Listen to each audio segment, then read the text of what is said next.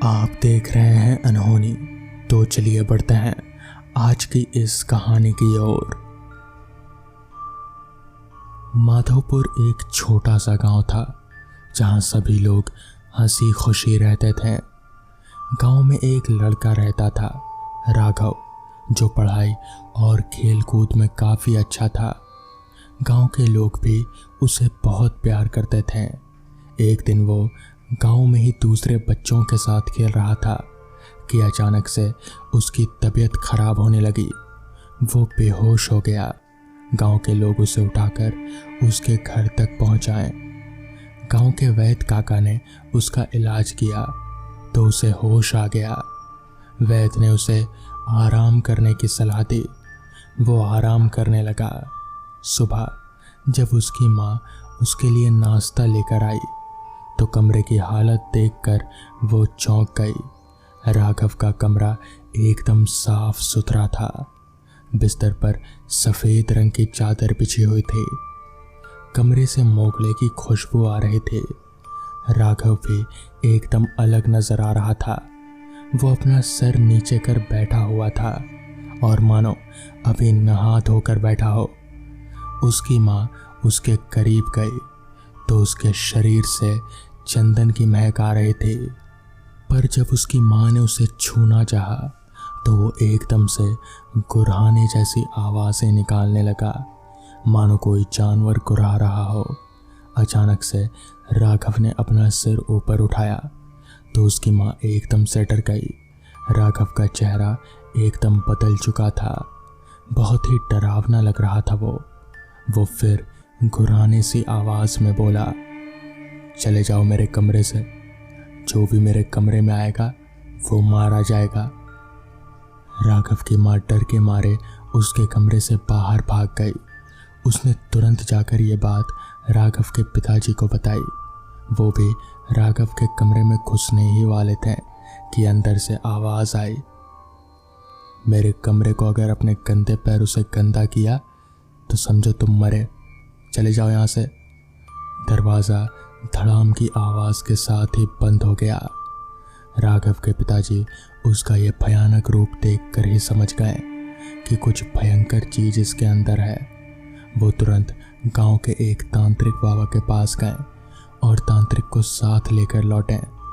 तांत्रिक बाबा ने जैसे ही राघव के कमरे के बाहर अपने कदम रखे, वो तुरंत समझ गए कि अंदर कोई खतरनाक आत्मा है। उन्होंने जैसे ही दरवाज़ा खोलना चाहा, अंदर से आवाज़ आई, चले जाओ यहाँ से। तांत्रिक चला जा वरना तू भी मरेगा। पर तांत्रिक बाबा ने बिना डरे दरवाज़ा खोल दिया। अंदर का नज़ारा देख वो चौंक गए। अंदर इतनी सफाई थी कि मानो धूल का एक कण भी ना हो। पूरा कमरा फूलों की खुशबू से महक रहा था। तांत्रिक बाबा ने तुरंत कमरे के दरवाजे को बाहर से बंद कर दिया और दरवाजे को बंद कर वो कांपने लगे। उन्होंने कहा, इस बच्चे पर ब्रह्म राक्षस का कब्जा है। ये बहुत खतरनाक होते हैं। अगर जल्दी से इसे बच्चे के शरीर से अलग नहीं किया गया तो यह बच्चे की जान भी ले सकता है। आप लोग गलती से भी इस कमरे के अंदर मत जाना वरना आपकी जान को भी खतरा हो सकता है। इसे मैं नहीं भगा पाऊंगा। मुझे अपने गुरुजी को बुलाना पड़ेगा। वो ही शायद इसे बच्चे के शरीर से निकाल पाएं। सभी लोग एकदम से सहम गए। तभी राघव की माँ ने पूछा, ये ब्रह्म राक्षस क्या होता है? तो बाबा ने बताना शुरू किया। जब किसी बच्चे का उपनयन संस्कार होता है तो उसमें एक प्रक्रिया होती है जिसमें जिस बच्चे को जनेऊ संस्कार होता है उस बच्चे को तालाब में अपनी लाठी को एक ही सांस में गाड़कर वापस ऊपर आना होता है। पर अगर वो तालाब में डूब जाता है तो वो मरकर ब्रह्म राक्षस बन जाता है और पागलों की तरह इधर उधर भटकने लगता है। अगर कोई गलती से भी इसके संपर्क में आ जाए तो फिर ब्रह्म राक्षस उसके शरीर पर कब्जा जमा लेते हैं। इसको साफ सफाई बहुत पसंद होता है। ये जहाँ होता है वहाँ चारों तरफ फूलों की खुशबू और चंदन की महक आती है। पर यह धीरे धीरे उसके शरीर को खा रहा होता है और अंततः उस इंसान की मौत हो जाती है। ये सब सुनकर राघव की मां रोने लगी। तभी तांत्रिक ने कहा, आप लोग चिंता मत कीजिए, आपके बच्चे को कुछ नहीं होगा, मैं भी गुरुजी को लेकर आता हूँ। जल्द ही गुरुजी आ पहुँचे। उन्होंने एक यज्ञ का आयोजन किया। राघव को किसी तरह यज्ञ के सामने बैठाया गया। तभी गुरुजी बोले, तूने इस बच्चे के शरीर पर कब्जा क्यों किया है? तभी उसने कहा, मुझे छोड़ दे मूर्ख, वरना तू भी मरेगा। गुरुजी ने यज्ञ की अग्नि में कुछ डाला तो वह आत्मा तड़प उठी। तभी गुरुजी ने कहा, जल्दी बता वरना अगली बार तू जलेगा। तभी उस ब्रह्म राक्षस ने बताया, इस बच्चे ने मेरे निवास स्थान पर पेशाब कर उसे अपवित्र कर दिया, इसलिए मैंने इसके ऊपर कब्जा कर लिया, अभी ये भी मरेगा। तभी गुरुजी ने कहा, कहाँ है तेरा घर, मैं उसे पवित्र करूंगा, बता। तभी उसने कहा, गांव के सबसे पुराने पीपल के पेड़ पर मेरा निवास स्थान है। तभी गुरुजी ने कहा, ठीक है, मैं उसे पवित्र कर दूंगा और अगली बार से कोई भी तेरे निवास स्थान के पास भी नहीं भटकेगा। बस अब तो इस बच्चे के शरीर को छोड़ दे। तभी उस ब्रह्म राक्षस ने कहा, मुझे एक बकरा भी चाहिए, तभी मैं इसके शरीर को छोड़ूंगा। इस पर गुरुजी ने कहा, ठीक है, पीपल के पेड़ के नीचे तुझे एक जिंदा बकरा मिल जाएगा।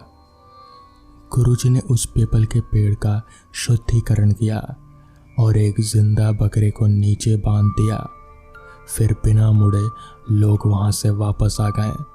फिर उस ब्रह्म राक्षस ने राघव के शरीर को छोड़ दिया और बकरे को खींचकर पीपल के पेड़ पर ले गया। तो दोस्तों, ये थी आज की पहली कहानी। तो चलिए बढ़ते हैं आज की दूसरी कहानी की ओर। साहब, इससे आगे मैं नहीं जा सकता, आप यहीं उतर जाओ और मेरा भाड़ा दे दो। रिक्शा वाले की बात सुनकर मेरा दिल सा टूट गया। समझ नहीं आ रहा था कि अब इसे आगे जाने के लिए मनाऊं कैसे।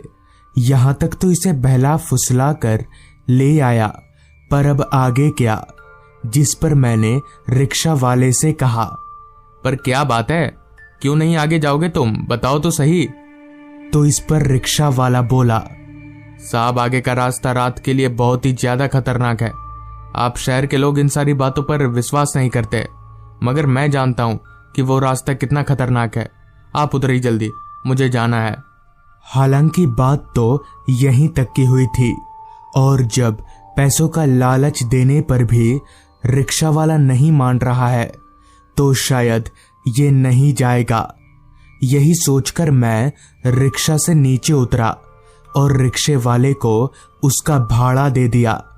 भाड़ा मिलते ही वो रिक्शा वाला वहां से उल्टे पैर ऐसे भागा जैसे उसने किसी भूत को देख लिया हो। खैर, मैंने वहीं खड़े खड़े एक नजर चारों तरफ देखा, मगर दूर दूर तक उस रास्ते पर मेरे अलावा मुझे दूसरा कोई शख्स नजर नहीं आ रहा था। सिर्फ एक लंबा रास्ता और रास्ते के अगल बगल जंगल। सिवाय आगे बढ़ने के मेरे पास कोई दूसरा चारा तो था नहीं, तो मैंने वही किया। रात हर पल गहराती जा रही थी। ऊपर से मौसम के हालात भी कुछ खास अच्छे नहीं लग रहे थे। बादलों की गर्जन और बिजलियों की चमकाहट शरीर को अंदर ही अंदर झंझोड़ कर रख दे रही थी। डर तो लग रहा था कि कहीं बारिश ना आ जाए, क्योंकि उस रास्ते पर मुझे ऐसी कोई चीज नजर नहीं आ रही थी जिसके नीचे मैं अपना सिर छुपा सकूं। इसलिए मैं अपने कदमों को तेजी से आगे बढ़ाने लगा। अभी मैं तेज तेज आगे बढ़ ही रहा था कि तभी बादलों में एक जोरदार गर्जन के साथ बारिश आ गई। जिसका डर था वही हुआ। बरसात से बचने के लिए अभी मैं कोई उपाय ढूंढ ही रहा था कि तभी सामने रास्ते के एक किनारे पर मुझे एक भट्टी जलती हुई दिखी। भट्टी के ऊपर कुछ रखा हुआ था, पर काफी दूर होने की वजह से वो चीज असल में है क्या, साफ तौर पर पता नहीं चल रहा था। खैर, मुझे इन सारी चीजों से कोई मतलब तो था नहीं, मुझे सिर्फ बरसात से बचना था। लिहाजा मैं भागता हुआ उस भट्टी की तरफ जाने लगा, इस उम्मीद में कि शायद वहां कोई शेड भी होगा। भागते भागते मैं जब उस भट्टी के पास पहुंचा तो मेरी खुशी का कोई ठिकाना ना रहा, क्योंकि वहां सिर्फ भट्टी नहीं बल्कि पूरी की पूरी चाय की टपरी थी। मैं हड़बड़ाते हुए उस दुकान में घुस गया। वो दुकान बिल्कुल खाली था, बस एक चाय वाले के अलावा जो कि चाय बना रहा था वहां और कोई भी नहीं था। मैं वहीं पास ही में एक बेंच पर बैठ गया। तभी मैंने एक बात पर गौर किया कि वो चाय वाला, उसने अपने पूरे बदन को एक चादर की मदद से ढक रखा है।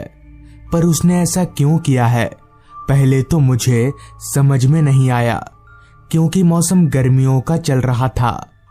फिर मुझे लगा शायद उसकी तबीयत खराब होगी, इसलिए उसने ऐसा किया होगा। जिस पर मैंने उस चाय वाले से कहा, भैया यहाँ से झूमरगढ़ गांव कितनी दूर होगा, आप बता सकते हैं क्या? इस पर चाय वाले ने अपना काम करते हुए ही कहा, झूमरगढ़ गांव तो दूर है, इस रास्ते पर चलते जाइए। मैंने सोचा झूमरगढ़ गांव चाहे जितना भी दूर हो, जाना तो मुझे है ही। लिहाजा मैं वहीं बैठे बैठे बारिश के रुकने का इंतजार करने लगा। बारिश अब और भी तेज हो चुकी थी। बरसाती हवाएं बीच बीच में शरीर को कपकपा दे रही थी। इस बारिश में अगर चाय हो जाए तो मजा ही आ जाए। यही सोचकर मैंने उस चाय वाले से कहा, भैया जरा चाय पिलाओ यार, बिस्कुट भी देना। मेरे इतना कहते ही वो चाय वाला भट्टी से केतली उठाकर एक प्याले में चाय ढालने लगा और साथ ही साथ कांच के डब्बों से बिस्कुट निकालकर मेरी तरफ आने लगा। चलते चलते वो चाय वाला मेरे पास आकर रुका और चाय के प्याले और बिस्कुट को मेरी ओर बढ़ाया। तो जब चाय लेते समय मैंने उसके हाथ की तरफ देखा तो मुझे काफी अजीब सा लगा, क्योंकि उस आदमी के हाथ पूरे सफेद थे, बिल्कुल हड्डी की तरह। ऐसा लग रहा था जैसे उसके हाथों में मांस ही नहीं है। पर ऐसा तो नहीं हो सकता है, मुझे जरा भी कुछ समझ में नहीं आ रहा था। खैर, मैंने उसके हाथों से चाय और बिस्कुट लिया और चाय पीने लगा। बारिश की रफ्तार अब थोड़ी कम हो गई थी। मुझे लगा यही अच्छा मौका है आगे जाने का। फिर अगर बारिश तेज हो गई तो नहीं जा पाऊंगा। जिसके बाद मैंने फटाफट चाय पिया और बिस्कुट खाकर चाय वाले को पैसे देकर वहां से आगे बढ़ गया। बारिश पूरी तरह से नहीं छूटी थी, बस सिर्फ उसकी रफ्तार कम हुई थी और किसी भी वक्त उसकी रफ्तार बढ़ सकती थी, जिस वजह से मैं उसी तरह से तेज कदमों से आगे बढ़ता रहा। जैसा कि उस चाय वाले ने बताया कि झूमरगढ़ गांव काफी दूर है, तो जाहिर सी बात है मुझे वहां पहुंचने के लिए अभी काफी चलना पड़ेगा। यही सोचकर मैं चुपचाप तेज कदमों से आगे बढ़ता रहा। चलते चलते मैंने यूं ही एक दफा नजर घुमाकर हाथ घड़ी की तरफ देखा तो वक्त हो रहा था रात के 9 बजे का। हालांकि उतनी रात भी नहीं हुई थी, पर क्योंकि इलाका गांव का था इसलिए पूरा सुनसान था। अभी मैं चलते चलते उस चाय दुकान से दूर आया ही था कि तभी अचानक बारिश ने फिर एक बार रफ्तार पकड़ ली। मेरी परेशानी एक ही झटके में आसमान छू गई। बारिश की रफ्तार इतनी तेज थी कि मैं भागकर भी भीग ही जाऊंगा। तभी मुझे रास्ते के किनारे एक बड़ा सा नीम का पेड़ नजर आया। मैं दौड़कर उस पेड़ के नीचे जाकर खड़ा हो गया, मगर फिर भी बारिश इतनी तेज थी कि मैं थोड़ा बहुत तो भीग ही रहा था। अभी मैं उस पेड़ के नीचे खड़ा ही था कि तभी बारिश की तेज आवाज के साथ मेरे कानों में एक और आवाज आने लगी। वो आवाज घोड़े के टाप की थी। मैं तुरंत उस आवाज की ओर पलटा तो पाया कि एक तांगे वाला तांगा लिए मेरी ओर ही आ रहा है। उस तांगे वाले को देखकर मुझे ऐसा महसूस हुआ जैसे किसी ने मेरे मरे हुए शरीर में जान डाल दी हो। मैं हाथ दिखाकर उस तांगे वाले को तांगा रोकने का इशारा करने लगा, जिसके बाद तांगा ठीक मेरे पास आकर रुका। उस तांगे वाले ने भी अपना पूरा जिस्म एक चादर में ढक रखा था, ठीक उस चाय वाले की तरह, जो कि मुझे बड़ा अजीब लगा कि आखिर सारे लोग यहाँ पर ऐसे क्यों है, जबकि वो चादर वाला आदमी बारिश में भीग रहा था। इतने में ही उस तांगे वाले ने मुझसे कहा, कहीं जाना भी है या नहीं? उसकी आवाज सुनकर मेरा ध्यान टूटा और मैं तुरंत उसके तांगे में चढ़कर बैठ गया, जिसके बाद शुरू हुआ वो सफर जिसे सोचकर भी आज तक मेरी रूहें कांपने लग जाती हैं। बारिश अपनी पूरी रफ्तार से बरसे जा रही थी। बीच बीच में बिजली चमकने की रोशनी से ही आसपास का सब कुछ नजर आ रहा था, वरना पूरे रास्ते पर इतना घना अंधेरा फैला हुआ था कि हाथ को हाथ दिखाना भी मुश्किल हो। और पता नहीं कैसे वो तांगे वाला तांगा चला रहा था, क्योंकि मुझे तो सामने का कुछ भी नजर ही नहीं आ रहा था। तभी मैंने उस तांगे वाले से पूछा, भाई साहब, आप इस बारिश में सवारी ढूंढने निकले थे या घर जा रहे थे? इस पर तांगे वाला बोला, सवारी ढूंढने निकला था और आप मिल गए। इस पर मैंने कहा, पर इस बारिश में आप भीग रहे हैं ना? तो इस पर उस तांगे वाले ने कहा, उससे मुझे कोई फर्क नहीं पड़ता, बारिश मेरा कुछ भी नहीं बिगाड़ पाएगी। उस तांगे वाले के इतना कहते ही मैंने जब उसके चादर की तरफ गौर से देखा तो मैं दंग रह गया, क्योंकि सच में उसके बदन पर लिपटा चादर जरा भी नहीं भीगा था। मेरी हैरानगी 7वें आसमान पर थी।